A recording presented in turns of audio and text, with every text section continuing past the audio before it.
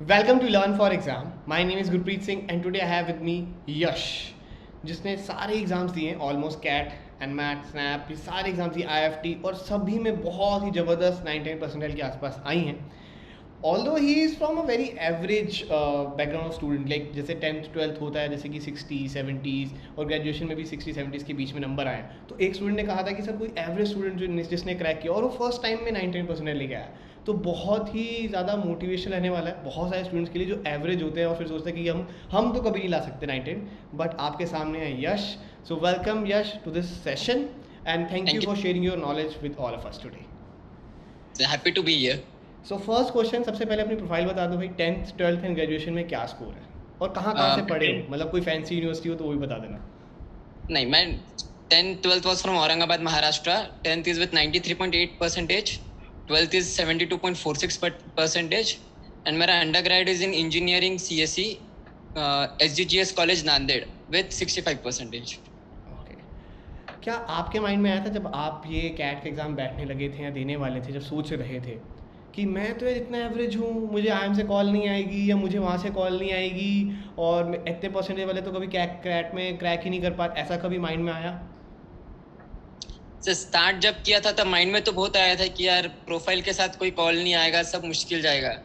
फिर एक बार स्टार्ट किया तो सोचा कॉल क्या आएगा इसको साइड में रखो, अपने पास अभी एग्जाम हाथ में है, let's try to crack it. उसके बाद जो कॉल आएगा उसके हिसाब से देखेंगे. That's lovely. No use focusing on what I don't have right now. Great. अभी एक बार सब में बता दो कि सारे एग्जाम्स आपने जो जो दिए हैं उनमें क्या क्या आपकी परसेंटाइल आई है क्या क्या स्कोर आए हैं? My first examination was CAT with 99.1 percentile. Then NMAT 255 का score. Then I gave IIFT with 99.35 percentile. SNAP with 99.965 percentile. And ZAT with 98.96 percentile. Great. And इसके ये सारे लाने के बाद आपको कहाँ से कॉल्स आ गई और कहाँ से मतलब कौन से नहीं आई? चलो ये बात कर आ तो सभी गई होंगी, कौन सी नहीं आई चलो वो बता दो. मुझे Blackie calls नहीं. I don't have calls from Blackie. I don't have call from FMS. IIT Bombay, IIT Delhi, मुझे इनसे कॉल्स नहीं थे. बाकी जितने फिल किए थे ऑलमोस्ट सबसे कॉल थे. सिर्फ ब्लैकी को छोड़ दो एफएमएस को छोड़ दो और आईआईटी दिल्ली और आईआईटी बॉम्बे को छोड़ दो तो बाकी सबसे आ गई. राइट. या यस. और एक्सएलआरआई जमशेदपुर से आ गई होगी. हाँ. कूल. All right. तो जितने भी लोग देख रहे हैं जो कहते हैं कि सर आईएम से कॉल उसको आईएम की पूरे कैब की कॉल आई हुई है राइट. सारी आईएम से आई हुई है सारे राइट. कैब्स. आपके आईएम बोध गया हो रायपुर हो जितना भी हो रांची हो सबसे आ चुकी है करेक्ट. Yes sir. अच्छा शिलोंग से आई? हाँ सर, शिलोंग से आया था कॉल. शिलोंग से कॉल आया. तो जितने भी स्टूडेंट ये सोचते हैं ना कि मेरे इतने कम मार्क्स हैं ग्रेजुएशन में 70 से कम है कॉल तो आएगी नहीं भाई. जिससे कॉल आ सकती है आपके सामने उसको कॉल आ गई 99% लाने के बाद. ठीक है. मैं स्टार्टिंग से बोलता हूँ जो टॉप के कॉलेजेस होते हैं ना ये 5-6 उन्हीं से नहीं आएगी बाकी सबसे आने के चांसेस पूरे पूरे होते हैं. ऑलराइट. अब ये बताओ कि पहली बारी में ये पहला अटैम्प्ट था तुम्हारा. Yes sir. क्या किया तुमने? कोई पेपर वेपर खरीदा है? क्या किया है? साफ बताओ भाई कैसे, क्योंकि बच्चों को तो यकीन होगा नहीं यार इतना एवरेज स्टूडेंट कैसे पहली बारी में क्रैक कर रहा हो सारे एग्जाम्स में 99 ला रहे हो कैसे, क्या मैजिक है? सबसे पहले स्टार्ट किया था एक पास्ट ईयर का पेपर देके and I analyse my strengths and weaknesses because I knew कि मेरे पिछले एकेड्स बहुत एवरेज है. Like even if my maths is good it's going to be a problem during my preparation कि कहीं ना कहीं तो मैं पीछे हूँ लोगों से. दैट्स व्हाई फोकस मेरे स्ट्रेंथ्स एंड वीकनेसेस मैंने सॉर्ट आउट कर लिया and then I started preparing. Good. And what was your like strategy for the VARC section, क्योंकि आप एक बिल्कुल ही ऐसी सिटी से हो जो कि बहुत कॉमन नहीं है जैसे कि टीयर 1 सिटी नहीं है दिल्ली बॉम्बे होता है. एंड ऐसी सिटी से होने के बाद और कॉलेज भी कोई इतनी फैंसी सिटी में नहीं रहा है. तो वो वर्बल जो है वो उस चीज़ को आपने कैसे किया कि यार अपनी वर्बल को स्ट्रॉन्ग करना है उसको कैसे टैकल किया? Like since young age I was an avid reader.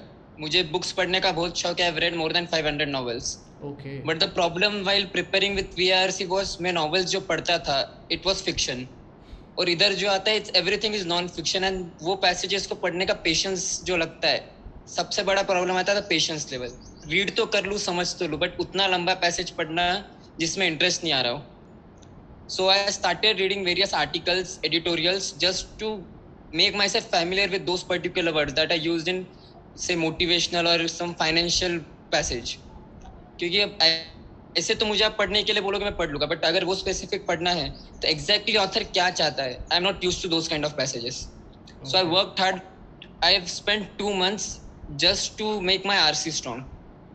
That's great. That's great. Then on VA, I just tried to find the connections between like odd man out and arrangements.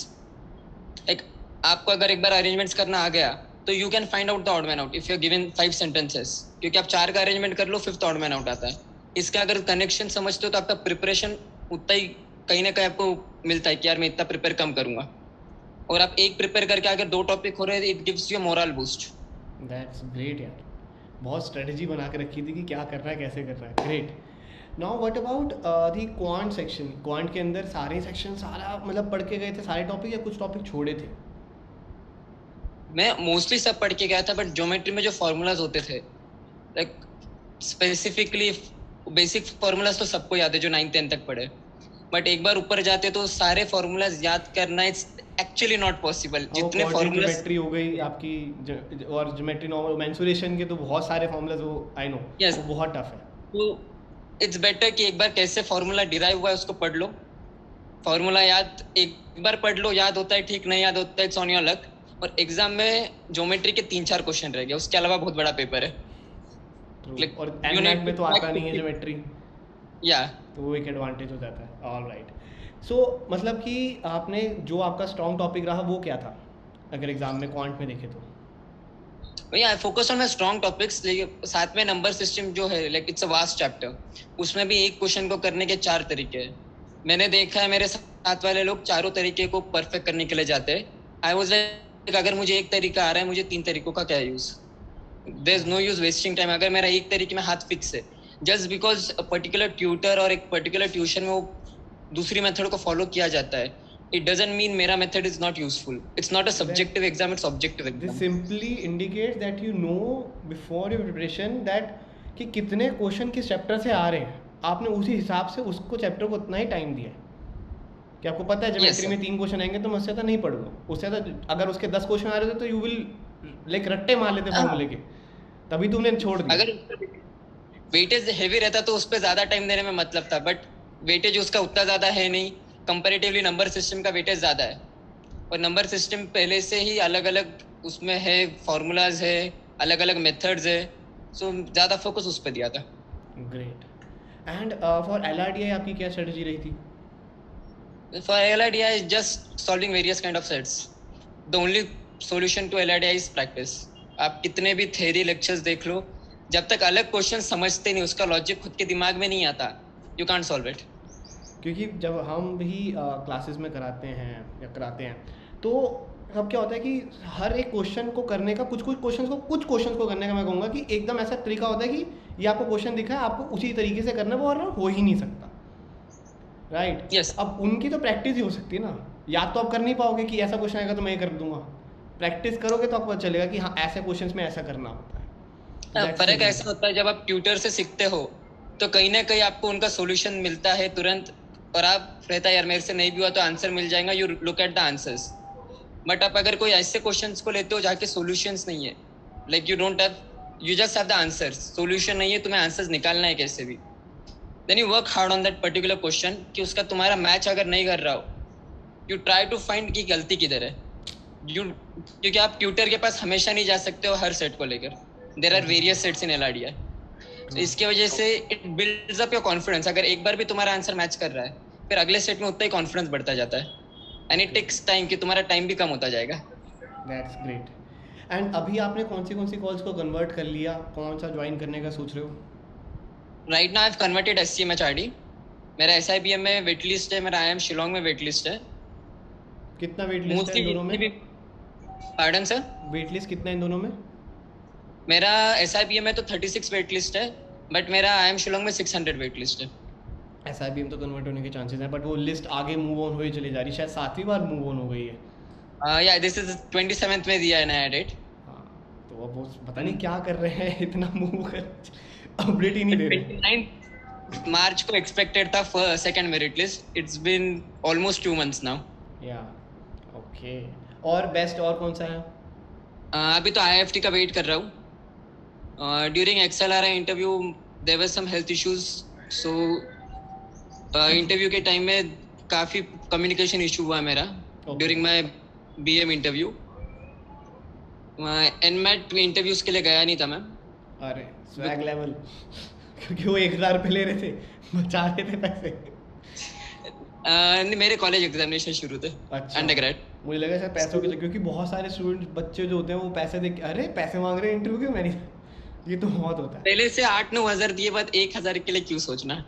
ये भी बात है, सही है। पहले से काफी पैसे दे ही चुके थे, बट प्रॉब्लम वाज मेरे कॉलेज के भी एग्जामिनेशन चल रहे थे ना, ऑलरेडी मेरे बच्चे पे स्कोर्स आए थे, and with my profile NMIMS का जो बैच साइज है, it would have created a problem for me. True. So that's why I said it's better to focus on SIBM right now rather than going for NMIMS. Great. And अभी इतनी percentile आने के बाद, इतनी मेहनत करने के बाद, being an average student, being a student जिसको स्टार्टिंग में लगता था कि कोई कॉल नहीं आएंगी अच्छे कॉलेजेस से, और आ भी गई कुछ कॉलेज से, आपको अभी वेट लिस्ट आ रहा है, ये सब होने के बाद डू यू फील कि यार MBA के लिए जो मैंने फाइट करी इतनी, ये वर्थ इट थी? It's totally worth it, sir.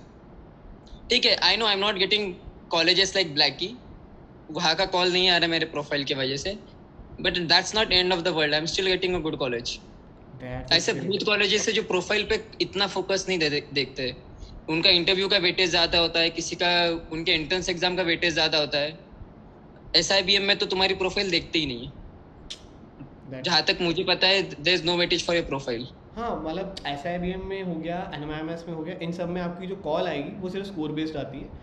In the and Yeah. आपका इंटरव्यू के बाद छोटा सा पार्ट होता है, मुश्किल से 5% का वेटेज रहेगा, वो बिल्कुल माइन्यूट सा है। बट हाँ, IIM में तो सीधा कॉल ही आपको सिर्फ आपकी प्रोफाइल बेस पे आएगी, तो वो तो अलग ही सा है। Exactly. With XLRI भी मैं प्रोफाइल इज वीक, बट मेरे स्कोर की वजह से डायरेक्ट कॉल आया। You know your profile is weak, तो तुम्हें इंटरव्यू एक्सेप्शनल देना होता है to convert it. Unfortunately health issues की वजह से मेरा एक्सेप्शनल नहीं जा पाया and I couldn't convert it. कोई नहीं, ऐसी मचाटी फिर भी बहुत अच्छा है यार, काफ़ी अच्छा कॉलेज है, टॉप 15 में आता है, और क्या लोगे, it's good to go, there is no issue as such. अच्छा, और अभी जितने भी सारे बच्चे जो देख रहे हैं, उनके लिए क्या एडवाइस करोगे कि जो ऐसे सोचते हैं कि मेरे को इससे कॉल नहीं आ सकती या उससे कॉल नहीं आ सकती? क्या जैसे हमारे पास ही, मैं कोई रजिस्ट्रेशन करता हूँ उसमें, सर मेरे को ना, सर ने बोल दिया कि मेरे को इस IIM से कॉल नहीं आएगी, तो मैं क्या करूँ? ऐसे बच्चों के लिए आपके पास क्या एडवाइस है जो बहुत टेंशन में रहते हैं कि मेरे को IIM से कॉल नहीं आ सकती, मैं पढ़ूँ या ना पढ़ूँ, मैं कैट दूँ या ना दूँ, क्या करूँ? कितने भी प्रोफाइल आपकी वीक हो, लेकिन मेरे से वीक प्रोफाइल सिर्फ अगर 10th आपका इससे खराब गया हो तो ही हो सकती है। कितनी भी वीक प्रोफाइल हो, if your examination is going good, call क्या आएगा वो आपके हाथ में नहीं है। आप जो पास में कर चुके हैं उसको कोई बदल नहीं सकता, चाहे कितनी भी कोशिश कर लो, वापस से तो कोई 12th देने जाने नहीं वाला। अब कैट में अच्छा स्कोर लाओ, it can compensate it to a certain extent. अब मैं जेम फ्रेशर हूँ, I am general engineer male fresher, so जो सबसे बड़ा डिसएडवांटेज होता है मैं वो पहले से ले चुका हूँ IIMs के लिए, उसके ऊपर से लो अकेट्स। बट डिस्पाइट दैट मेरे पास शिलोंग का चांस था। अगर आपको लग रहा है यू कैन, जितना अच्छा परसेंटाइल हो, कैप कॉल से currently Udaipur is rising at a rapid rate, Udaipur and Trichy, these colleges are really good. And कहीं ना कहीं आपकी पास्ट है, your past is not gonna leave you that easily. तो अच्छा, IIM कैप में से कुछ कन्वर्ट हुआ? सर कैप में भी सब जगह वेट लिस्ट है अभी, क्योंकि कैप में भी स्कोर देखा गया था। Great, cool, all right. So thank you very much यार, and hit the like this video guys.